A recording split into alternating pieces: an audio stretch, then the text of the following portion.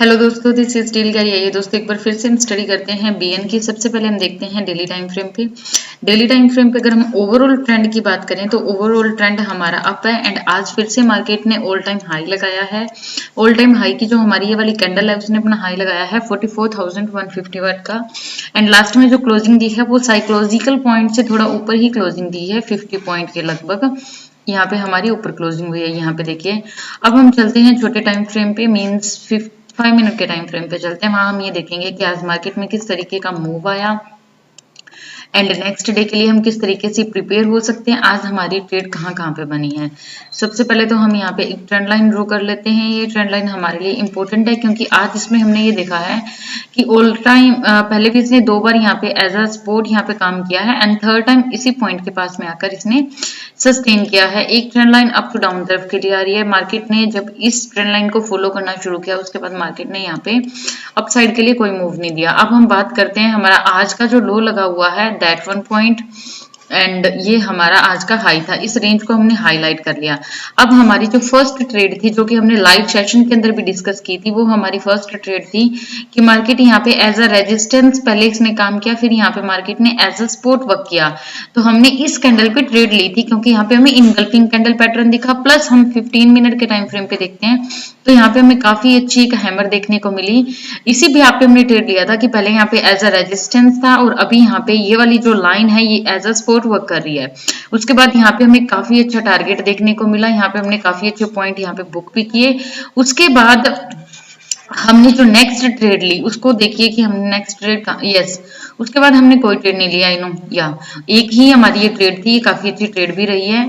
जैसा आज मार्केट था उसके भी यहाँ पे अच्छी ट्रेड थी। उसके बाद देखिए मार्केट यहाँ पे पूरा दिन इसी रेंज के अंदर ही रही है, इस रेंज से बाहर नहीं निकली।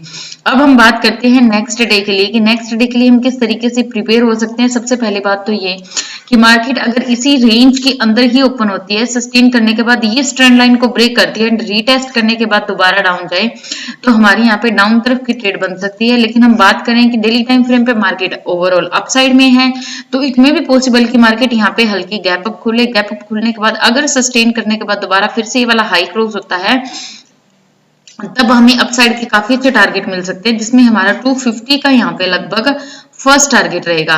डाउन तरफ के लिए टारगेट में कोई भी प्रॉब्लम नहीं है। रीजन इज दैट कि यहाँ से रेंज ब्रेक होने के बाद डाउन तरफ के लिए हमारे पास काफी अच्छे अच्छे टारगेट निकल के आएंगे, जिसमें प्रीवियस टू प्रीवियस डे का जो क्लोजिंग है वो हमारा फर्स्ट टारगेट के रूप में निकल के आएगा। लगभग 920 के समथिंग यहाँ पे हमारा फर्स्ट टारगेट आएगा।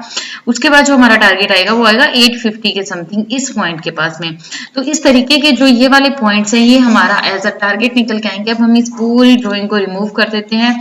एक बार आप सिंपली रूप से इसको समझने की कोशिश कीजिए कि मार्केट इस रेंज में है।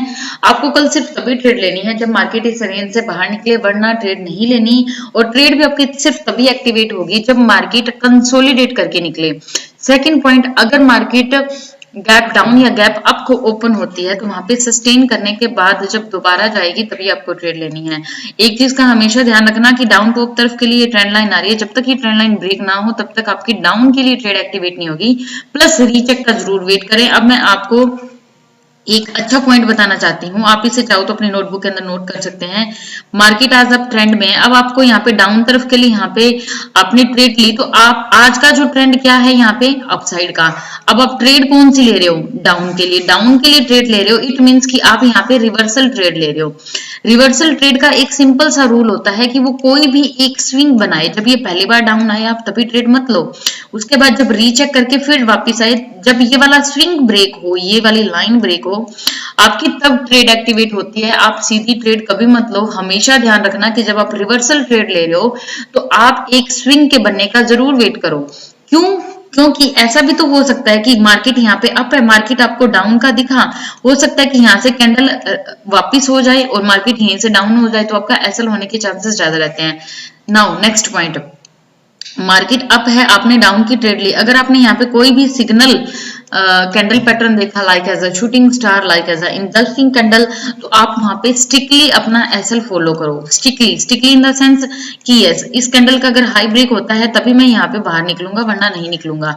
तो ये 2 पॉइंट आप जरूर ध्यान में रखो कि अगर आपने ट्रेड ले ली है, आपको पता है कि यस आपको यहाँ पे एक अच्छा पॉइंट दिखा है, तो आप यहाँ पे फिर एसएल फॉलो करो, बीच में मत भागो। ये 2 ही पॉइंट है अगर आप रिवर्सल पे कमाना चाहते हो। अगर आपको कैंडल पैटर्न अच्छा दिखा है तो आप अपना लॉजिकल एसएल लेके चलो।